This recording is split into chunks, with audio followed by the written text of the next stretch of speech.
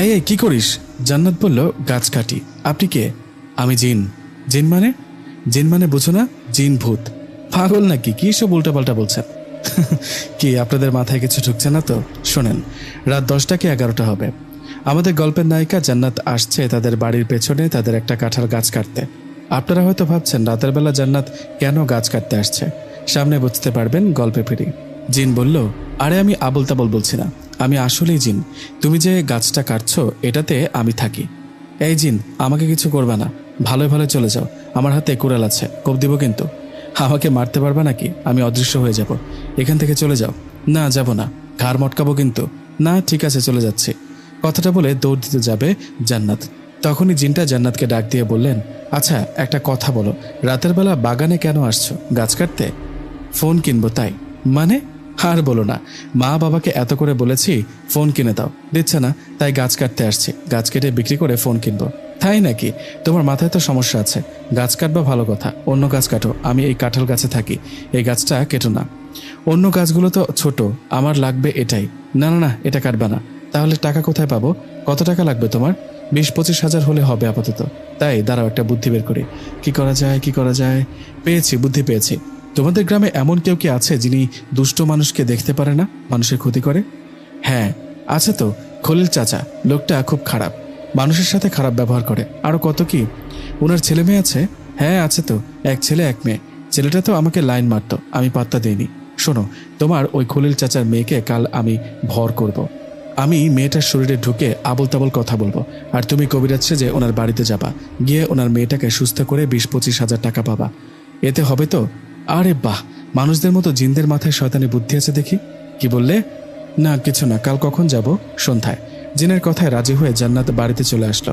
তার কথা মতো পরের দিন সন্ধ্যার দিকে জান্নাত খলিল চাচাদের বাড়িতে আসলো। জান্নাত খলিল চাচার বাড়িতে আসায় খলিল চাচা বললেন, তুমি সন্ধ্যাবেলায় এখানে কি করছো? কিছু না চাচা, এমনি হাঁটতে হাঁটতে বেড়াতে আসলাম। বেড়াতে আসছো নাকি চুরি করার ধান্দা? না চাচা, কি যে বলেন।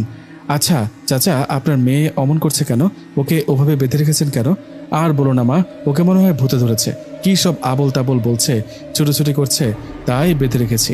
এখন আমি কবিরাজ ডাকতে যাচ্ছি। আরে চাচা, কবিরাজ ডাকতে হবে না, আমি আছি না, আমি তো কবিরাজি পারি। আপনি জানেন না বুঝি?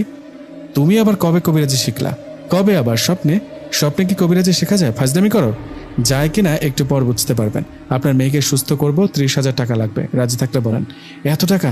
না না, এত টাকা দিতে পারবো না। তবে তুমি যদি আমার মেয়েকে সুস্থ করতে পারো তাহলে তোমাকে 20 হাজার টাকা দেবো। 20 হাজার? 20 হাজার টাকা কি ভালো ফোন হবে? কিসের ফোন? না মানে কিছু না, ঠিক আছে 20 হাজারই দিবেন। যান, গিয়ে এক গ্লাস পানি নিয়ে আসুন। জান্নাতের কথায় এক গ্লাস পানি এনে ওকে দেয়া হলো। পানিটা হাতে নিয়ে জান্নাত মিছেমিছে বিড়বিড় করে কিছু একটা পরে সেই পানিতে ফু দিয়ে খলিল চাচার মেয়ের শরীরে ছিটিয়ে দিল। পানি ছিটানোর পর খলিল চাচার মেয়ের শরীরে থাকা জিনটা বলতে লাগলেন, ও মাগো, মরে গেলাম, আমার শরীর জ্বলে যাচ্ছে। এই আর পানি ছিটাবা না, আমি চলে যাচ্ছি, এক্ষুনি এই মেয়েকে ছেড়ে চলে যাচ্ছি, আর কখনো আসবো না। কথাটা বলে জিন মেয়েটার শরীর থেকে চলে গেল। জিন চলে যাওয়ায় খলিল চাচার মেয়ে আগের মতো সুস্থ হয়ে গেলেন। এদিকে মেয়ে সুস্থ হওয়ায় খলিল চাচা তার কথা রাখতে জান্নাতকে 20 হাজার টাকা দিয়ে দিলেন। টাকা পেয়ে তো জান্নাত মহা খুশি। খলিল চাচার কাছে টাকা নিয়ে জান্নাত সেখান থেকে চলে গেলেন। এদিকে জিন বাইরে জান্নাতের জন্য অপেক্ষা করছিল। জান্নাত বাইরে আসায় জিন বলল, কি টাকা পেয়েছে তো? হ্যাঁ পেয়েছি, তুমি তো সেই লেভেলের অভিনেতা। খলিল চাচার মেয়ের শরীরে ভর করে খুব সুন্দর অভিনয় করলে। আচ্ছা, এখন তো টাকা পেয়েছ, এখন তাহলে তোমাদের বাগানে গাছটা কাটবে না। তোমার ফোন কেনার টাকা তো হলো, তাই না?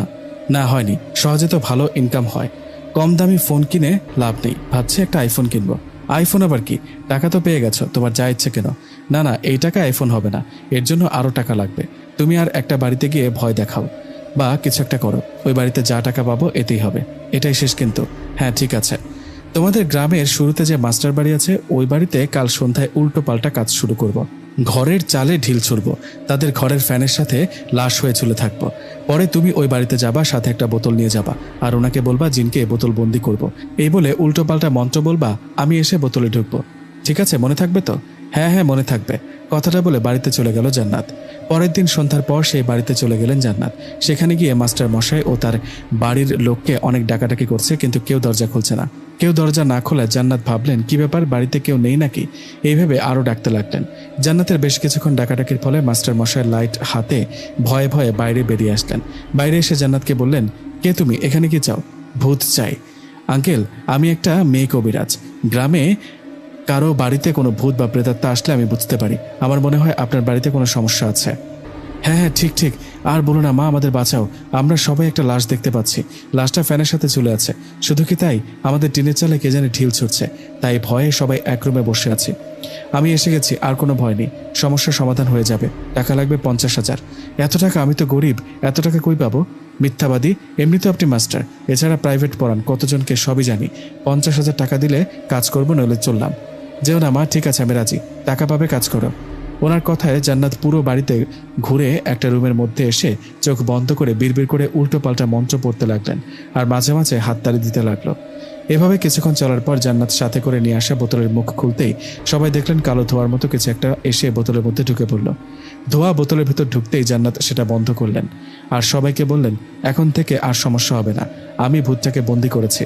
ভূতকে বন্দি করায় কথা মতো মাস্টার মশাইয়ের কাছ থেকে 50,000 টাকা নিয়ে জান্নাত বাইরে আসলো। বাইরে আসতেই জিন বলল, বাহ, তুমি তো ভালোই অভিনয় করতে পারো। তুমিও কম না, জিন হয়েও তোমার মাথায় মানুষের মতো শয়তানি বুদ্ধি। আচ্ছা, আমার দেয়া কথা রাখলাম। তোমার টাকা পেয়েছো তো, তাই না? এখন আমি চললাম, তুমি বাড়িতে চলে যাও। আর হ্যাঁ, কোনো সমস্যা হলে বা আমার সাথে কথা বলতে চাইলে তোমাদের বাগানে কাঁঠাল গাছটার কাছে এসে আমাকে 3 বার ডাক দেবা, তাহলে আমি তোমার সামনে হাজির হব। আমি আমার কথা রেখেছি, তুমি তোমার কথা রেখো। ওই গাছটা কেটে ফেলো না। কথাটা বলে বাতাসে মিলিয়ে গেল জিন। এদিকে রাত করে বাইরে না থেকে বাড়িতে চলে গেল জান্নাত। বাড়িতে যাবার পর জান্নাত তো অনেক খুশি, সে ফোন কিনতে পারবে। খুশিতে খুশিতে ঘুমিয়ে পড়ল জান্নাত। কিন্তু সমস্যা হলো সকালবেলা। জান্নাত সকালে ঘুম থেকে উঠতেই দেখলেন কিছু লোক তার কাছে আসছে ভূতপরি থেকে সমাধান পেতে। মানে সবাই আসছে জান্নাত কবিরাজ এই ভেবে। এদিকে সবাইকে দেখে তো জান্নাত কি করবে বুঝতে পারছে না। এদিকে সকালবেলা এত মানুষকে দেখে জান্নাতের বাবা সবাইকে উদ্দেশ্য করে বললেন, কি ব্যাপার, আপনারা সবাই আমার বাড়িতে, কারণ কি? এই এই কি করিস? জান্নাত বলল, গাছ কাটি। আপনি কে? আমি জিন। জিন মানে? জিন মানে